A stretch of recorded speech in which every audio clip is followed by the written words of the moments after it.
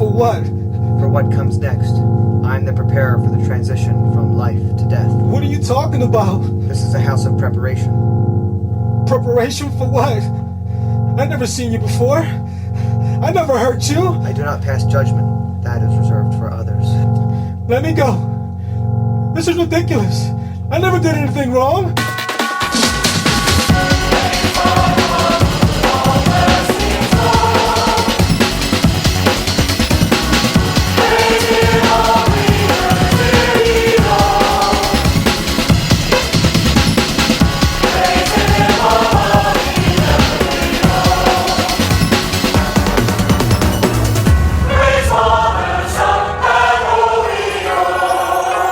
Welcome back to Boys Bible Study. Boys Bible Study is forever. I'm Ash. I'm here with Scott. Today, one of our favorite films. We're really so thrilled to finally talk about this one. We've been bouncing it around for a while, and then in light of recent discussions, it locked into place that this is what we should talk about. What did inspire you to pick this? Because, both of us love this movie, saw it for the first time at the same time. We're immediately enamored with it. This feels like a perfect follow-up to our last week's discussion. In that article that we talked about by The Brazen Church, their Medium article where they talk about the way that hell is handled in the Bible, it mentions how there are 4 different words, at least 4, used for hell, and one of them is Tartarus. And, each one has a slightly different connotation in Greek with regards to types of underworld and stuff. But definitely the word Tartarus came up in our research, and up until that point, the only exposure I had to that word is through this film. So same. And that coupled with the fact that we've been talking about sharing this one for a while, it really felt just like, sometimes there's just a plan from up above that you can trust. From the aliens up above. Mm-hmm. Oh man, I love this movie. I'm so thrilled to talk about it with you. I'll say before we get started that, this is definitely on the spectrum of more of an avant-garde outsider film. We at Boys Bible Study, we, cut our teeth on pure flicks style Christian films, that are very overt and very, not just Christian, but also conservative American perspective films. That's really where we cut our teeth. And that's really what a lot of people understandably associate with Christian cinema. But we are very interested in creative auteurs, outsider directors, if you will. That's something that brought Scott and Julian and I together in the first place as friends.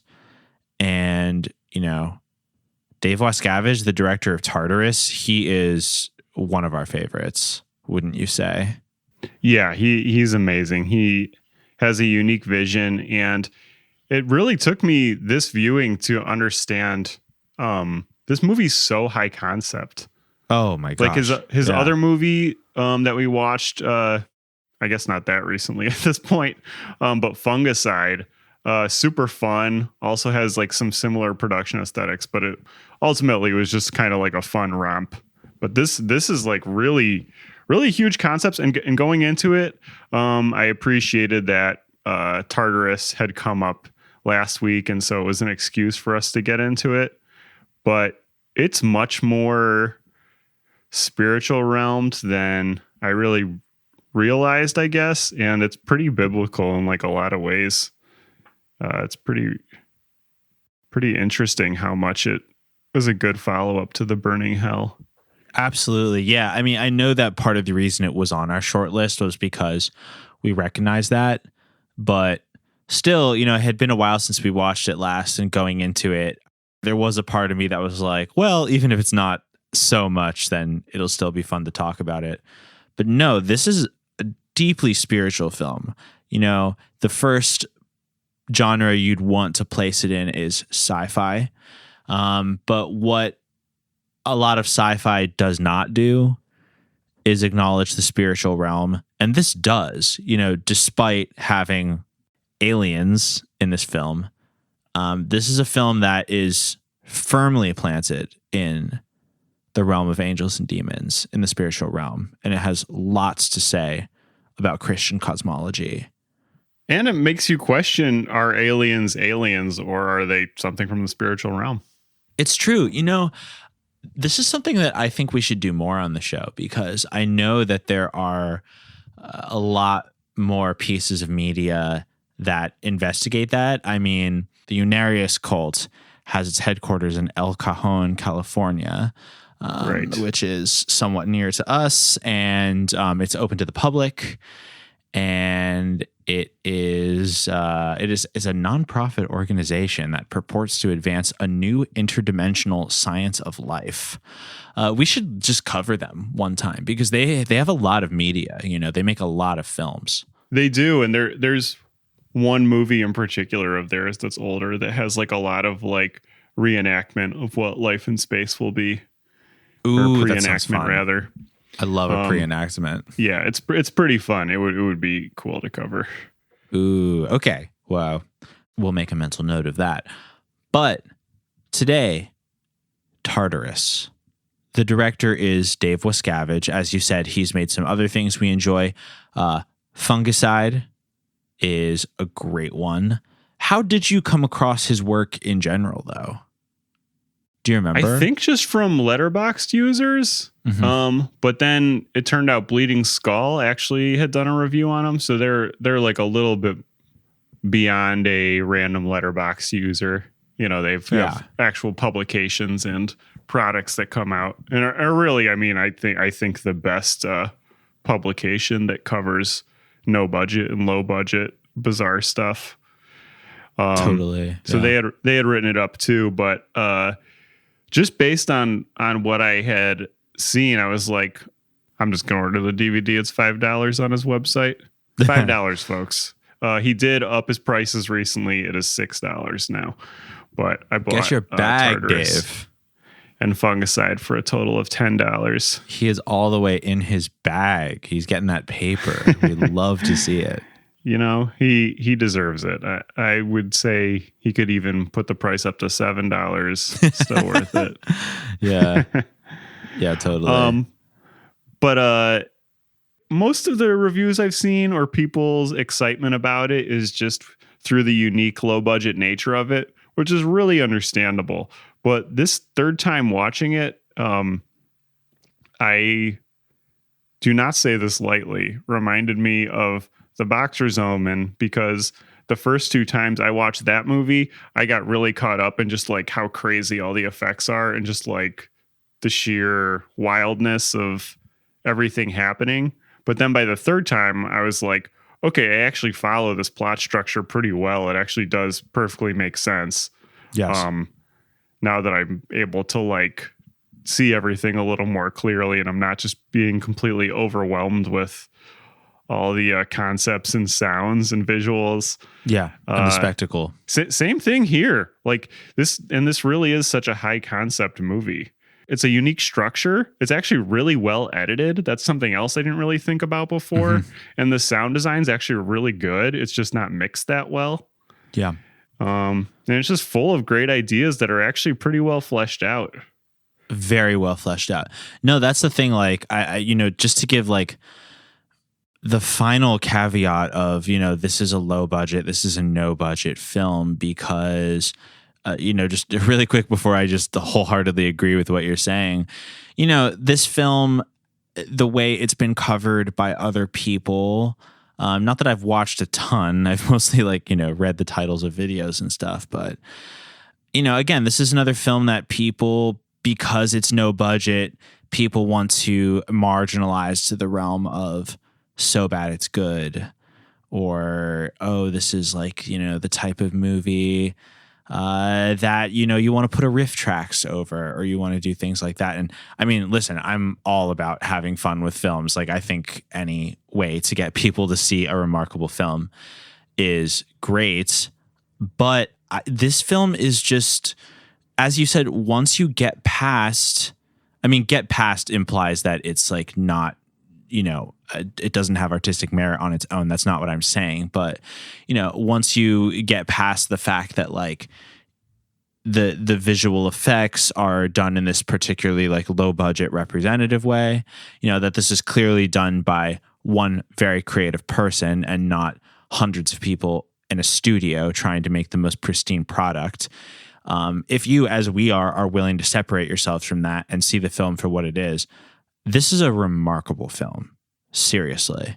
It has really beautiful things to say about the biggest questions that people try to explore with art: life and death, the purpose of like why we're on Earth, what it means to be a good person, what it means, what heaven and hell mean.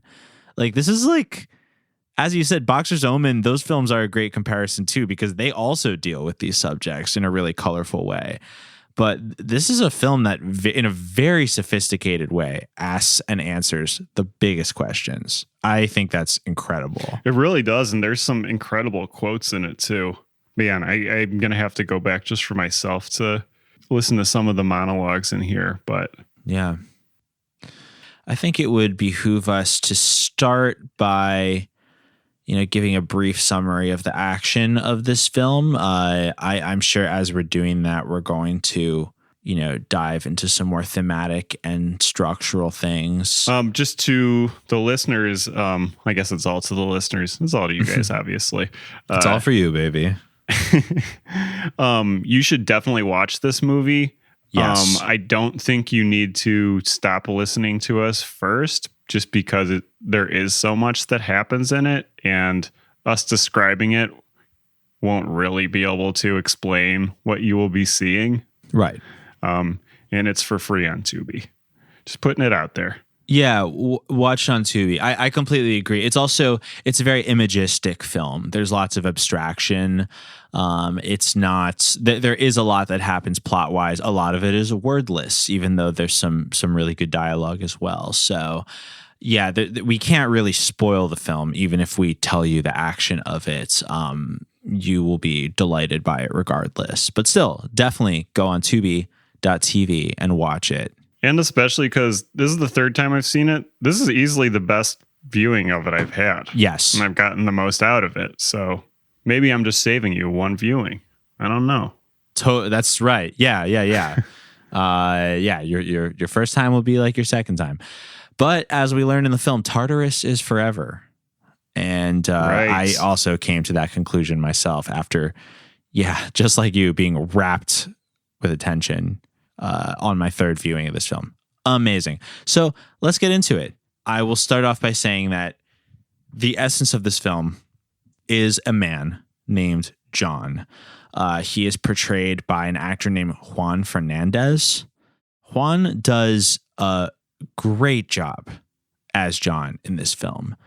He is a man running from the ultimate terror, and he has to do a lot of different things in this movie. He has to occupy a wide range and play a character that's very flawed and unsympathetic.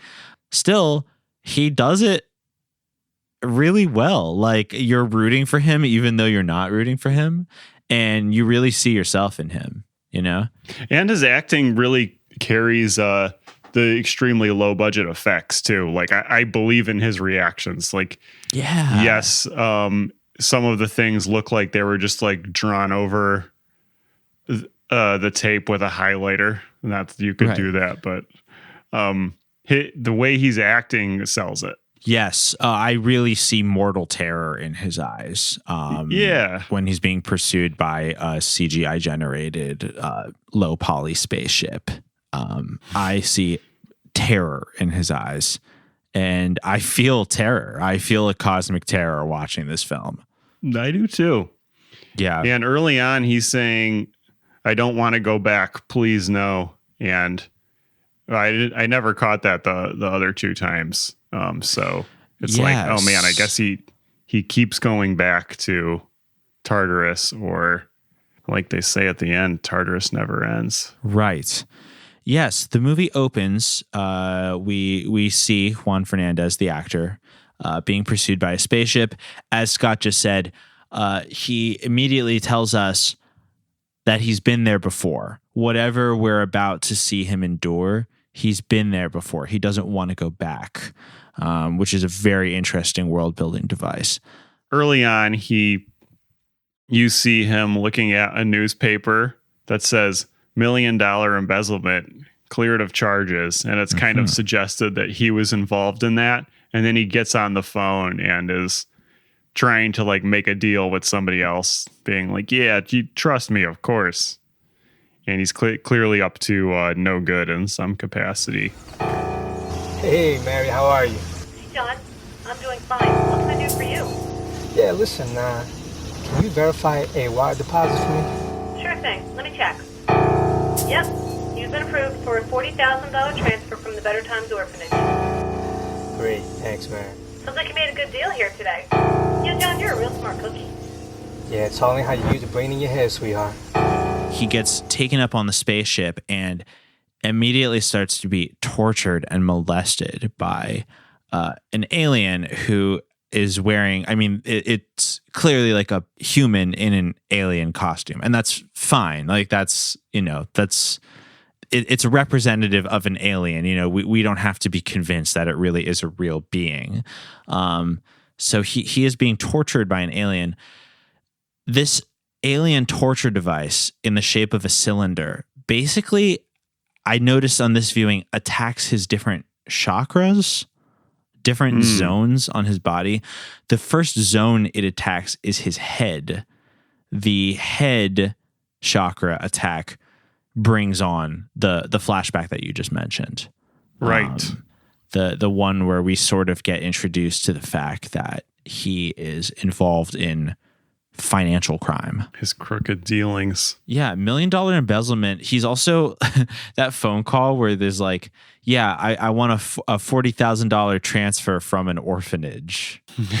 Yeah. I don't really know what that's about. He's just stealing money from an orphanage, I guess. Yeah, stealing from orphans. That's what you get from it. Seems not kind of very like cool. No, seems like something only a bad dude would do. He's doing insider trading. He's telling people on the phone that he knows ideas about stocks. Then, to sort of break the flow of events that seem like they might be a flashback, all of a sudden his head starts spilling blood, like just out of the middle of his forehead. It's something ruptures and he's spilling blood, at which point he wakes back up in the zone, back, possibly on back the to his spaceship. torture table. Mm-hmm. Which I think the lighting really helps the torture room setup, because it's probably like filmed in somebody's garage or like bigger room in their house. Yeah.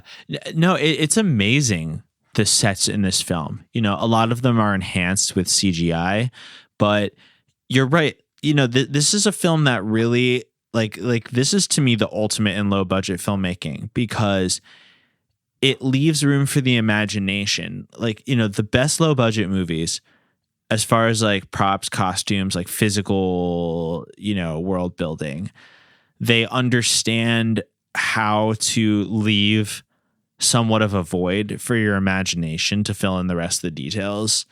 And sometimes having things in the film that we, the viewer, can recognize are not real, like the man in the alien costume, or the fact that the torture table kind of just looks like a card table that's been like treated sculpturally to make it look like it's covered in like fungus and stuff like that.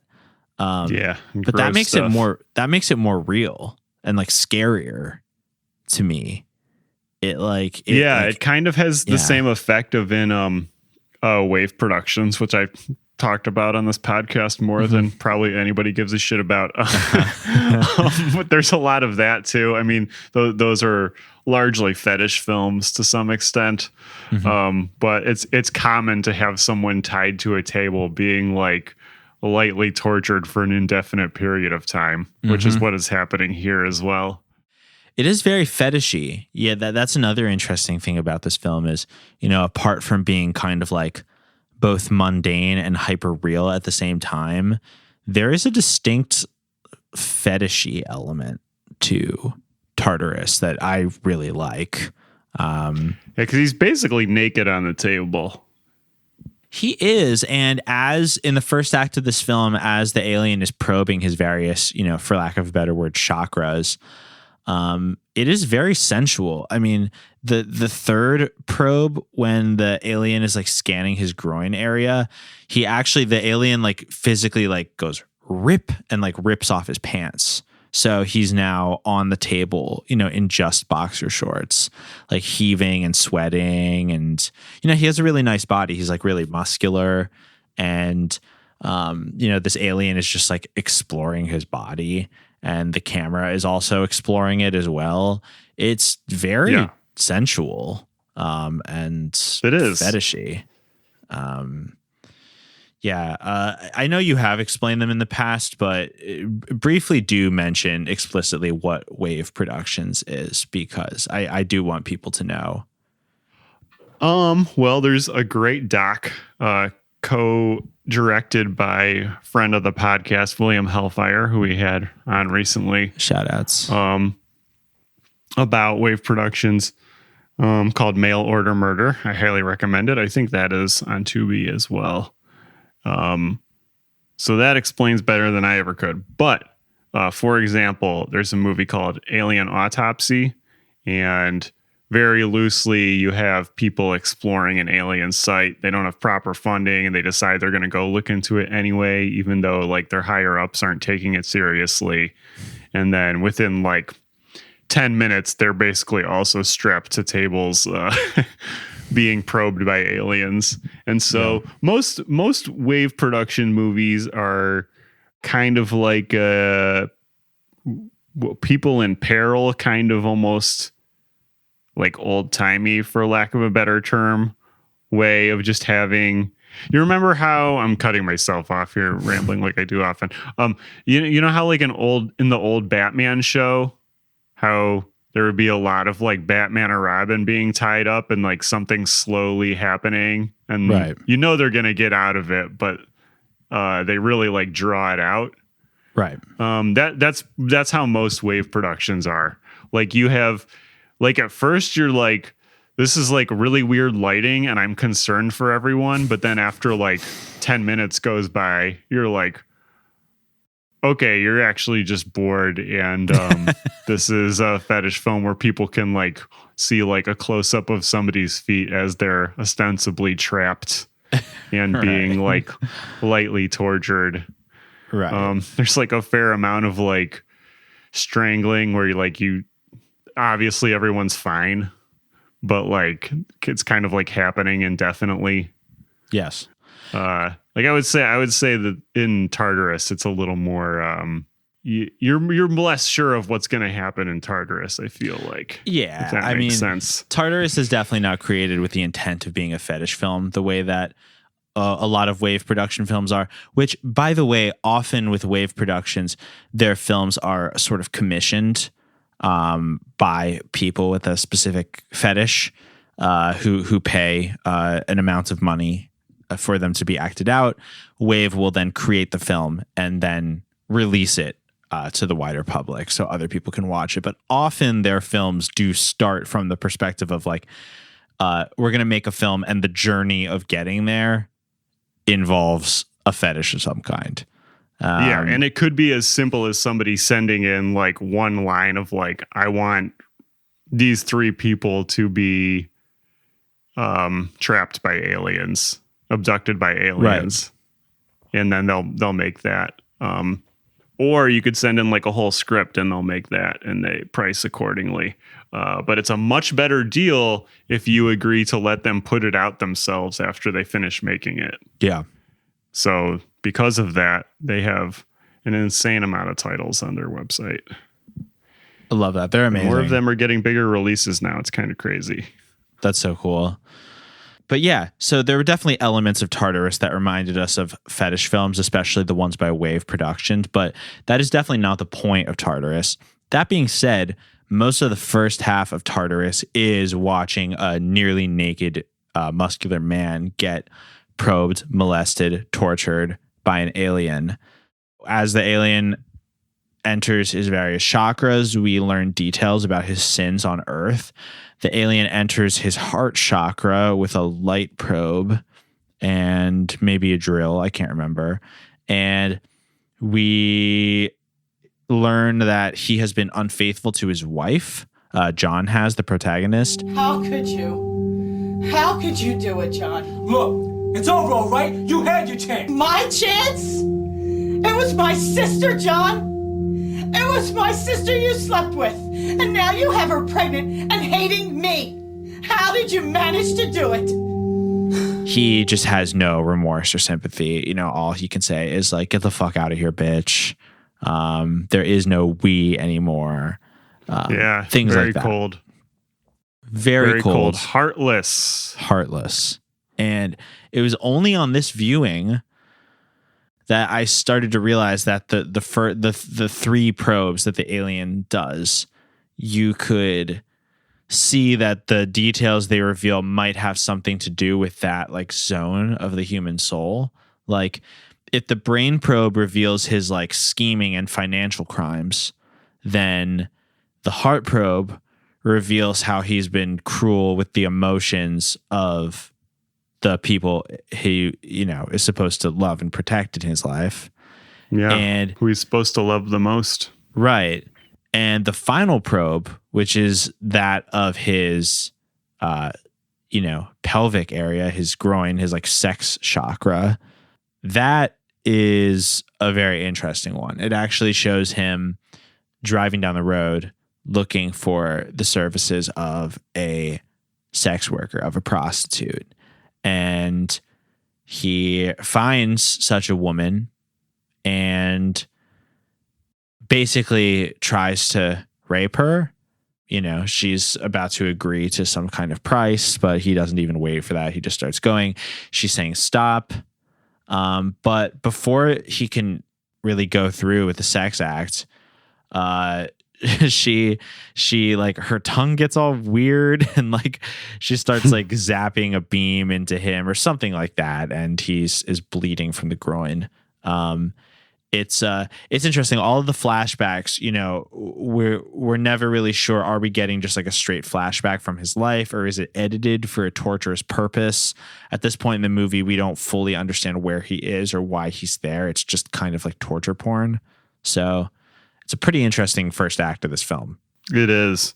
And I forget what the next jump is after that. Is that when they go to his legs next? Or his right hand? I think his right hand is after that, actually. Because remember they're like putting a right hand on him? Yes, you're right. The right hand is next. I mean, there's a couple things, and obviously it would be, you know, pretty tedious if we did every single thing. There's a really neat scene where the alien appears to have like a human brain on a platter, and then the alien rubs John's face in the brain. But then you're right. There is this extended sequence where the alien seems to saw off John's right hand and show it to him, like dangle it around his body and then reattach it. What did you think was going on with that? I was not really sure, but I thought it was interesting that you pointed out that Bible verse from Matthew.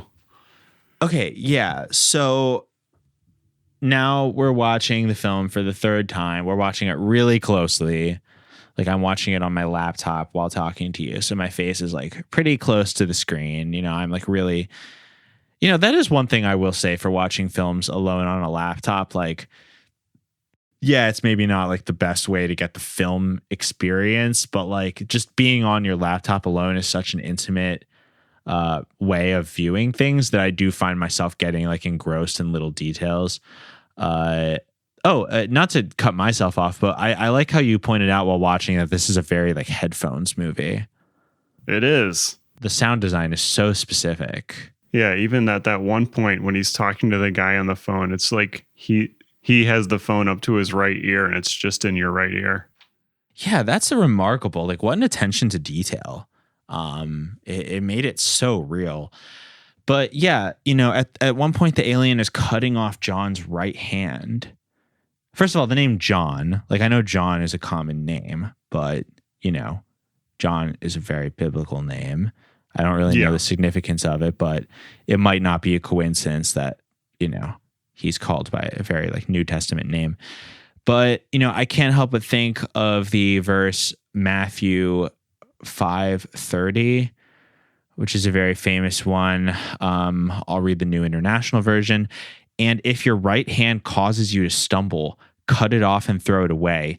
It is better for you to lose one part of your body than for your whole body to go into hell. And like, being that we find out later in the film that, I guess a bit of a spoiler, but we're going to get there soon, that Tartarus, which is perhaps the zone where he's in, is a sort of preparing ground for the eternal soul and a chance at redemption.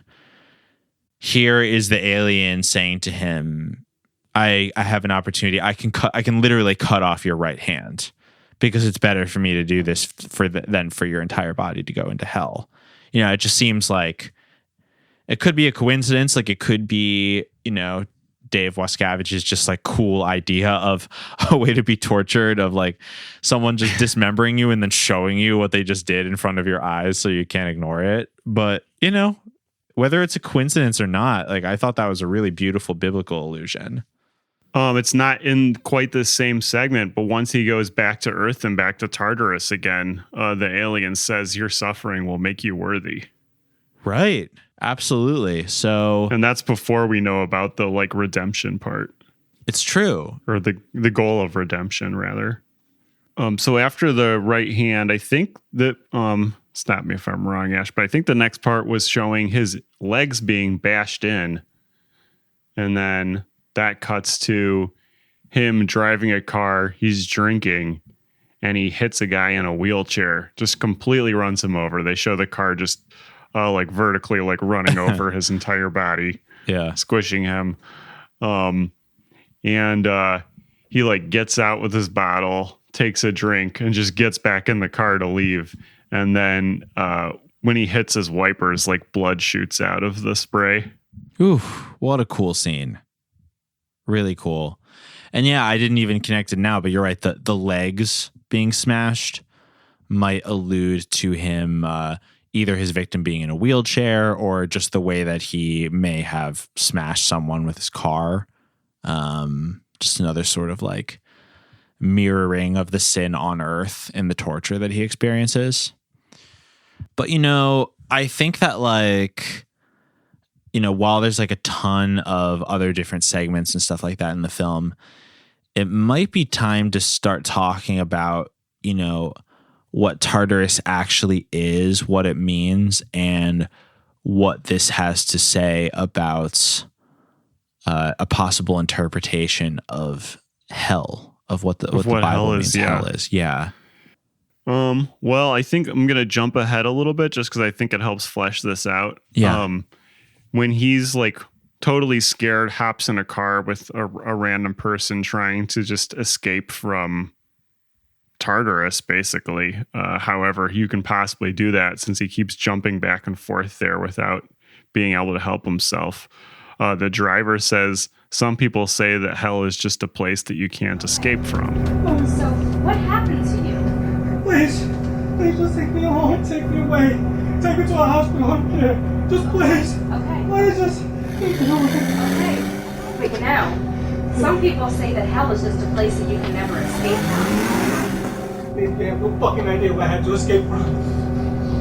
Well, they say that there's a place where you're prepared for judgment beyond heaven or hell.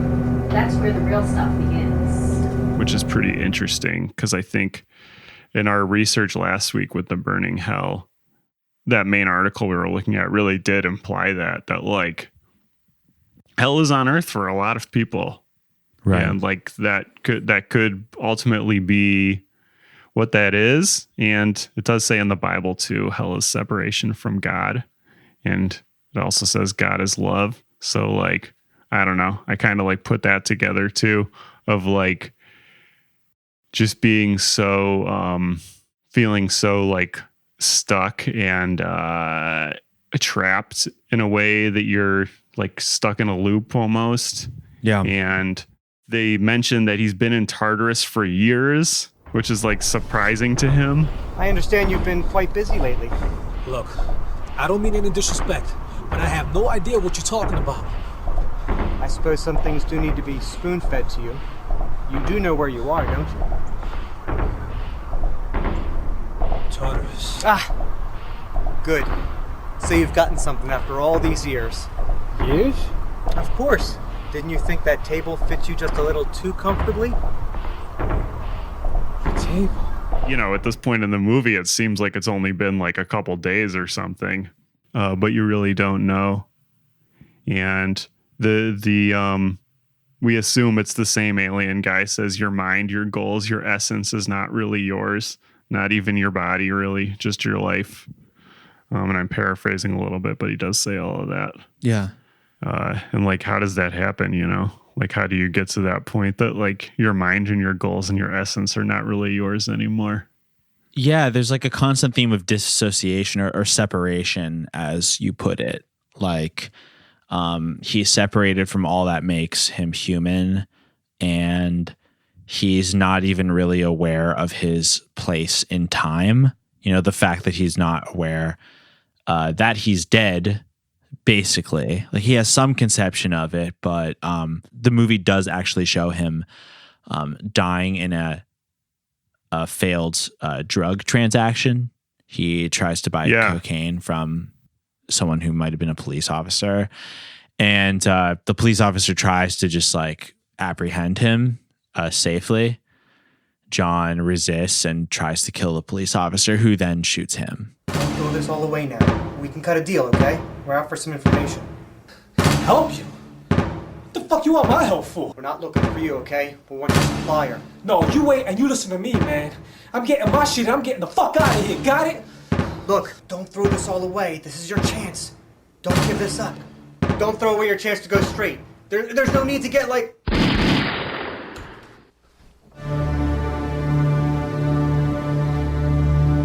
Station, this is Agent Tucker. I got a suspect down. Need some assistance. I like that you say he might have been a police officer, because then there's like an alternate possibility that he's just somebody who wanted to like get something else from him, because I guess we don't really know. Yeah, like I can't help but just like use it might be this when I'm referring to actions in the movie, because the movie constantly like plays with, you know, what might be real or not. And it's always like showing things from his past that then, you know, like halfway through viewing them, something supernatural will happen. So that's why I keep like referring to this like I'm talking about like details of a crime. Like I'm like, it allegedly like this happened, you know, because it's just it's so hard to be certain. But also because the same recurring character of, you know, the police officer or the old man in the woods with a rake where he wakes up, or also the alien himself, is all the same man, which leads one to believe, you know, is he in the afterlife seeing a vision of someone who is significant to his life on Earth, the man who killed him? Or is anything we're seeing in the film of his life, did it actually happen, or is it just a projection of the torture machine of Tartarus? You know, the casting of the same man, who I think is actually Dave Wascavage, right? If I'm not mistaken. Oh, is it? I didn't check. Yeah, Dave Wascavage as cop, according to IMDb. Oh, interesting. So, or is it different timelines, or like different like alternate realities or different dimensions? Because when he wakes up in the woods, I noticed that like there's like 5 or 6 of him that wake up in a row, getting off of the table and wandering off in different directions until the final one comes up and stays. Yeah, that's very interesting. There really are a lot of different options for like how this can be interpreted.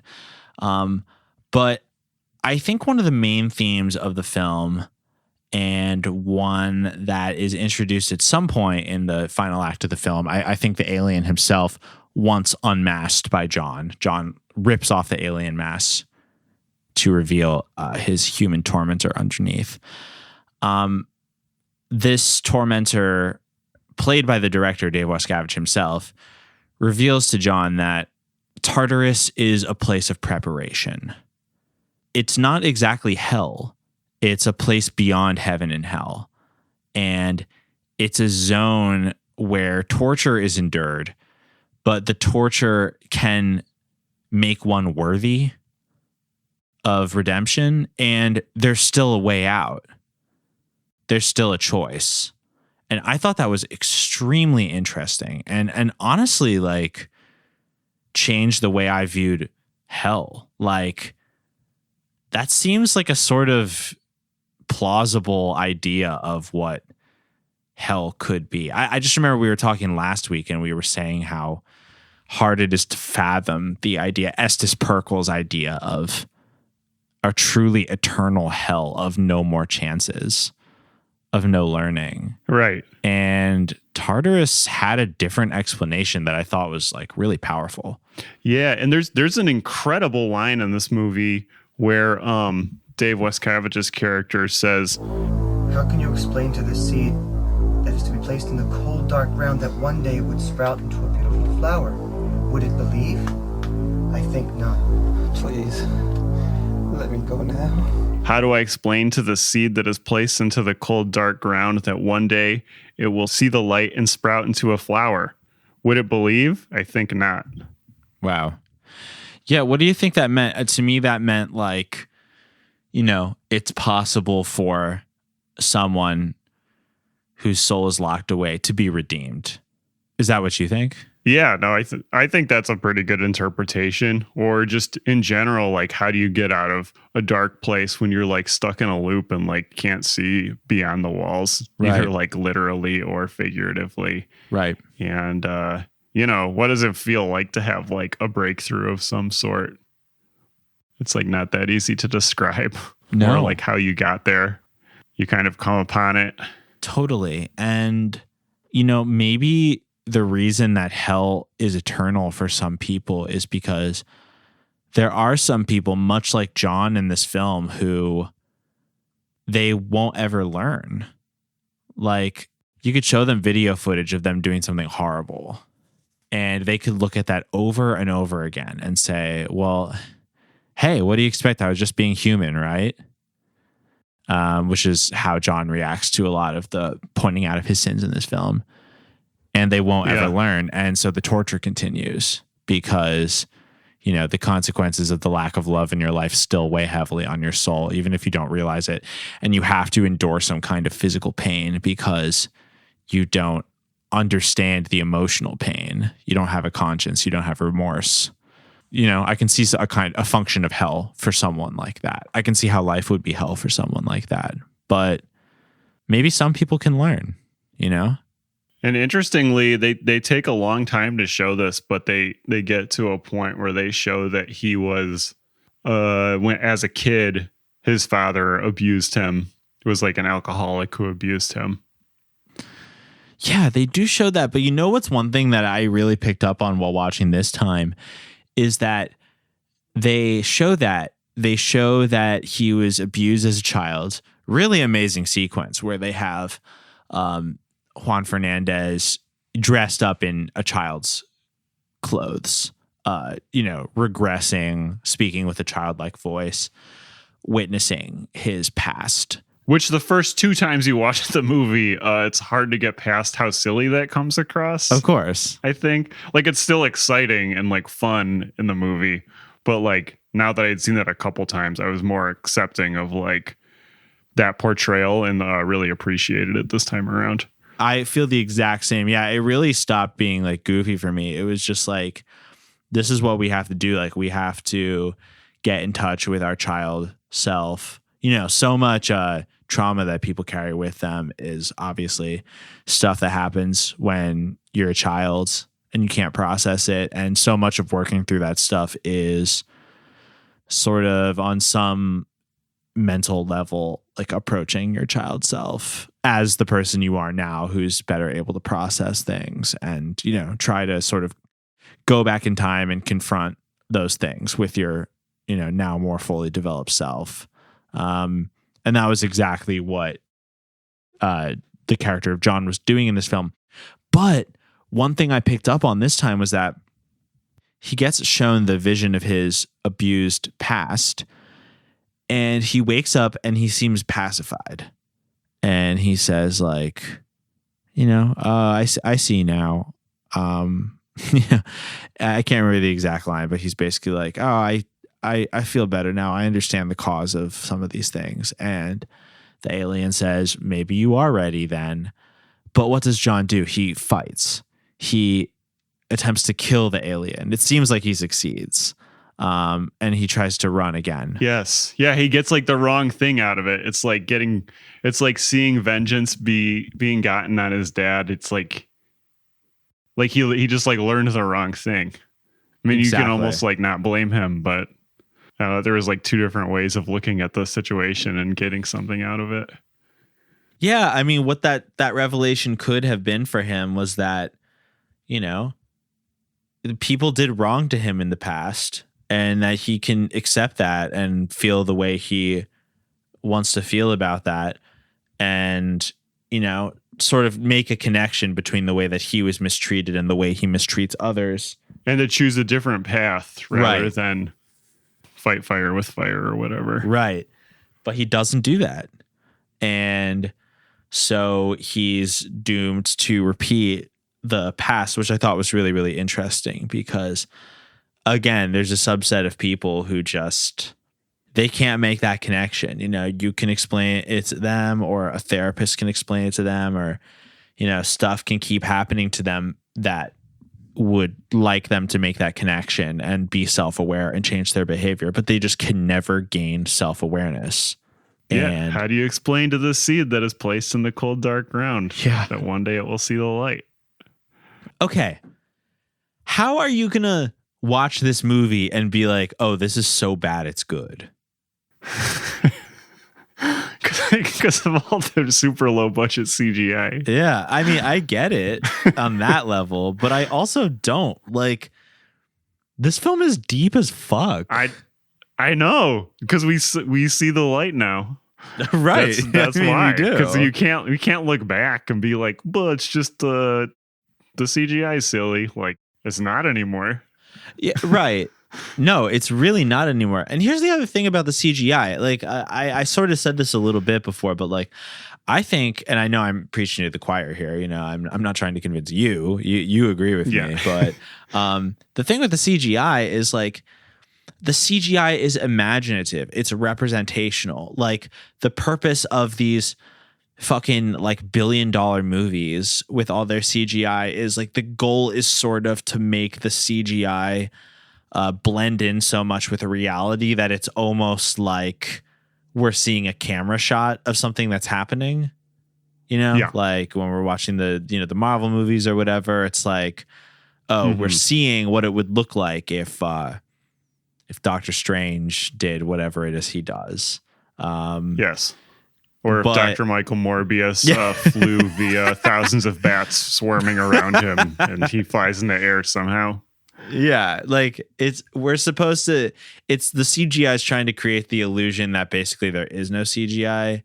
I know this is like obvious, but it's worth pointing out because like, I think that, I know that this is just like a necessary function of the low budget nature of Tartarus, but I think that that's not the goal of the CGI in Tartarus. I'm not supposed to believe that there's really an alien spaceship pursuing him. It's very obvious that this is like a low poly digital asset that's like in the air, flying toward him, and he's reacting to nothing. Like, that's obvious, but it's representational, and it's a really cool visual aesthetic in its own right. Like, it doesn't blend in with the reality around it, but it looks really sick on its own. It's like hard as fuck. And what it represents, like the funk, it makes my imagination like fill in the gaps. It's like, well, what if this did happen? How terrified would I feel? Which is, I love that. And it's pretty harrowing in like a lot of the hell CGI, even though it is low budget and low poly, like you're saying, like when they pull out and it's like Matrix style, just like thousands of people laying on their own tables. Scary as fuck. Like that's harrowing. Oh my God. Yeah, that part. I love the way the CGI looks. I mean, I I think I tweeted about this movie a while ago, and I said that it reminds me of like museum level, like fine art, video art, like digital video art. The way the CGI is, because this is another one of those outsider pieces that, like, if you reframed it, if some like cool looking lady in Berlin, smoking a cigarette made this movie, it would be like, shown at the Biennial or whatever I don't know the names of any of these things. Yeah, but totally, because it's like a guy who likes sci-fi and action films and once made a movie called Fungicide about like killer mushrooms. Yeah, and Suburban Sasquatch. That's his other like better known movie. Right. I mean, when you make a movie about suburban Sasquatch, you get marginalized into the like cult sci-fi like nerd wannabe stuff. But Tartarus is on another realm. Tartarus is not suburban Sasquatch. Like, yeah, it's about aliens in the sky, but like these are no ordinary aliens. These are Eternals. The movie names the type of being that the alien is. At one point, he finds another victim of the torture and says, I killed it. And the other man laughs at him and says, you can't kill an Eternal. Help me, please. Help me. Look, Rory, come back, hurry. He won't be coming back. I killed him. What's so funny? What's so funny? Hey, you can't kill an Eternal. So these are, angels or Eternals or something. Yes, like, these are elemental beings. You know what that reminded me of, actually? I just recently rewatched Wishmaster, like within the past week. Ooh, sure. And in that one, the Wishmaster gives the protagonist a freebie. Because the person who unlocks the Wishmaster, basically once they complete their third wish, all hell breaks loose, or the equivalent of hell in that. Mm-hmm. So it's just about him trying to trick whoever opened it into doing all three wishes. I see. But he gives a free one, so she wishes him to like put a bullet in his head, and then he does, and then his head immediately like heals back, and he's like I can't die, but it did hurt a lot. Right. Yeah, I love that trope of the eternal being, the being that exists within dimensions. And yeah, we're not capable of interfacing with a being in a meaningful way that could kill them or even harm them permanently. It's just not possible. And in Tartarus, such a being exists to guide a human through the afterlife. I think of the Egyptian Book of the Dead and the little bit that I know about Egyptian funeral customs, which is mostly based on the Matthew Barney film River of Fundament, to be perfectly honest. But I know, without really knowing the details, I know that ancient Egyptians had a very complex mythology about the path that the soul traveled after death, and there were many obstacles that the soul had to go through to prove itself worthy. A famous one that I remember learning about, like when I was a kid, is that like they put your soul on a scale with like a feather. Yes. Man, this is I just connect stuff to whatever I saw recently. Of course. But I was hanging out with another recent guest of ours, our good friend Dimitri Samakis, who brought Gerbert on recently. Shout outs. Saw him this past week, and he was reminding me of this old Sesame Street movie called Don't Eat the Pictures. And Don't Eat the Pictures just refers to basically the gang gets stuck at a museum.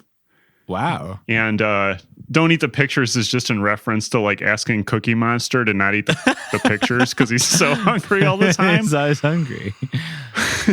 But in it, they come across a little boy who is not actually a little boy. He's actually 14,000 years old, but he's just trapped in the museum in like the Egyptian artifact section because he needs to have his heart weighed, and it has to be like lighter than a feather so that he can go join his parents in the stars. And like that came like flooding back to me, that memory of like seeing that like when I was a kid and being like, oh yeah, this is like, it was giving me like an existential crisis when I was watching it as a kid, because it's so powerful to think like, wow, he's been like for 14,000 years, he's been like scared to like attempt to like weigh his heart because he only has one chance. It's that whole like only one chance to do the thing again, or else he's like trapped on Earth forever. Or maybe he goes to hell or something. Probably not hell if it was Sesame Street, but yeah, maybe just in a trash can or something. But it was, yeah, right. He goes to Grouchland. That's yeah, so crazy, high concepts. Yeah. Yeah. And in the meantime, they're trying to keep Cookie Monster from eating the paintings. Dude, Sesame Street rocks. It really does. Wow, that is one I'd never heard of before, but wow, incredible. Yeah, it's a good one. Yeah, the Eternal in Tartarus is such a being, basically is honing John's soul for the idea that he might be judged, and that it's actually a gift to him that he's in Tartarus. That's like one of the biggest revelations of the film, that it's cool that he even has this opportunity to be tortured, to be haunted by his life and tortured in ways that are equivalent to the sins that he committed on Earth. Because if he would have just gone right to the next place, there would have been no going back. And I know that all we can really do is speculate, but to me, that makes more sense of a hell cosmology than what Estus Pirkle thought. Yeah, Estus Pirkle's was an enthusiastically fun take to a certain extent, but it's pretty basic. Yeah, it's basic, and it doesn't let people learn. Yeah, you're right. And figure things out for themselves, or have to come to do real. I hate using the term work necessarily, but real introspection yourself to come to a conclusion. It's just like, here's what it is. Here's what the deal is. This is why I do this. It's what you got to do too. Totally. Yeah. And it's like Estus Pirkle would argue that the time on Earth we have basically serves the function of Tartarus in this film, that you should be able to accomplish that kind of introspection, remorse for your actions, and the decision to specifically accept Jesus Christ, not other gods, but specifically Jesus Christ into your soul in order to be the antidote for the fact that you burn in hell otherwise. And our time on Earth is enough time to accomplish that task. And the opportunity is provided to basically everyone, so there's no excuse not to. I don't know if that is true. I don't know if there is enough time or opportunity for a lot of people, even if someone says to them, you need to accept Jesus. I don't know if some people will be able to like fully take a command of their life or understand what they're doing. Hell, maybe anyone, could fully understand the impact of their actions in this life without it being shown to them in a Tartarus-like situation. Yeah. Everybody should watch Tartarus. I agree. Yeah, I agree. I think watching Tartarus is a prerequisite for having a soul worthy of passing through the eye of the needle, as Jesus would say. Just do your double feature of Sesame Street Presents Don't Eat the Pictures and Dave Wascavage's Tartarus. And that's pretty much all you need. That's what you need. Okay, we figured it out. Let's go. We're just giving this shit away. This is on the free feed. We're just giving this away. Other people. Oh, a random detail, but I like how at the end of Tartarus, they briefly drop that one of John's like schemes on Earth was selling DVDs about like prayers you need to say to like make the aliens not torture you. Just buy this video. It will tell you all you need to know. I'm not sure. Look, it's only $50. It will tell you what prayers you need to do to help keep your husband safe. Oh, but I don't understand. You see, these aliens, these UFOs, they take people away, torture them. They keep their souls. The only way we can prevent that is if we pray, and pray hard.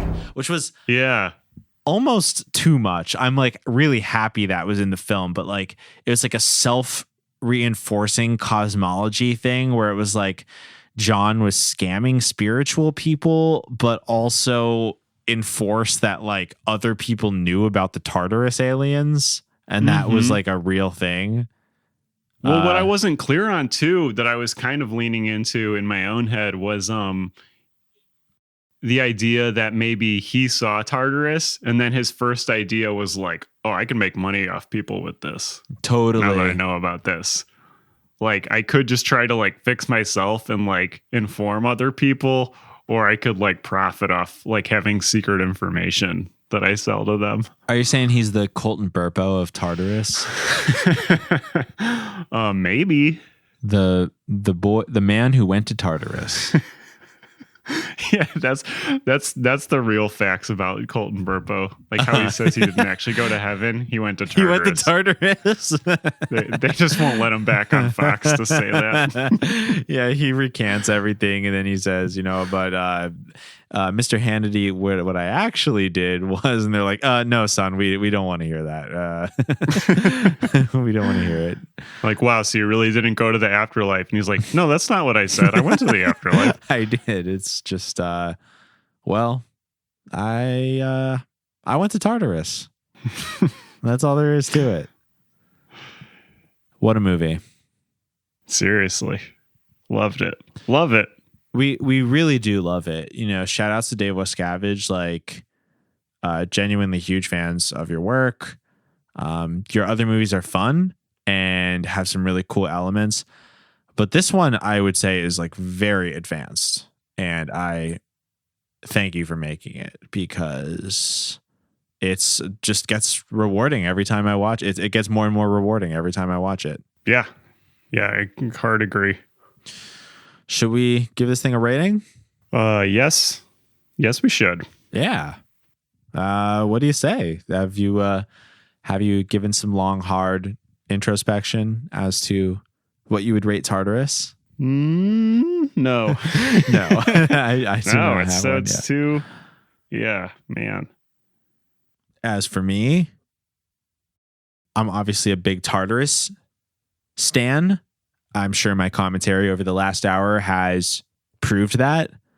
But to reiterate, I think this is like a very, very complex movie with a really complex cosmology that is not given enough credit when people review the movie and just, look at its visual effects or, just various other filmmaking elements, which by the way are good. I'm sorry, the editing is good, the sound design is fucking good. I mean, I agree with what you said in the beginning, like there's some things that are clipping, the bass really rattles, but like it sounds good. Like it's a good movie. Like there's no apologizing for it. We love. I'm gonna have to give Tartarus $1 million out of $1 million embezzled. Because this movie was perfect in every way, and it made me not want to commit financial crimes or sex crimes or crimes of the heart, because I know I will be punished accordingly. That's a powerful movie. Mm-hmm. Man, I think this was edited great. I really liked the lighting.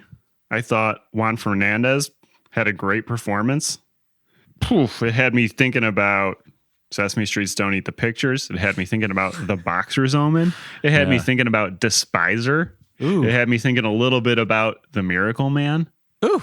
It had me thinking about another movie I saw recently called At Dawn They Sleep, which is a very high concept vampire movie. I want to watch that. By Brian Paulin, with honestly incredible special effects.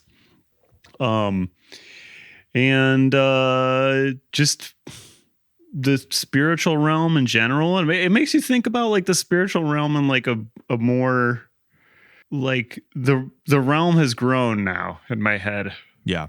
It expands it. It expands it really for you.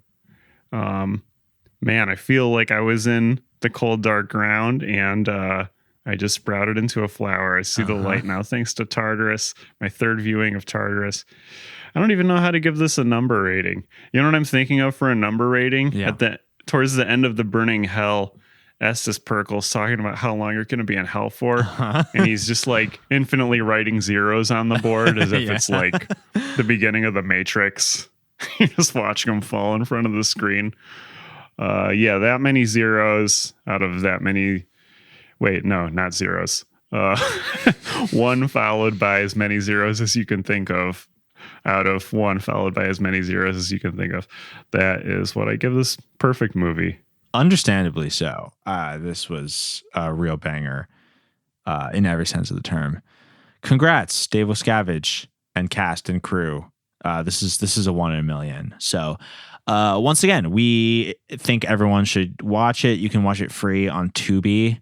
You can also rent it on Prime, or you can buy the DVD straight from the source.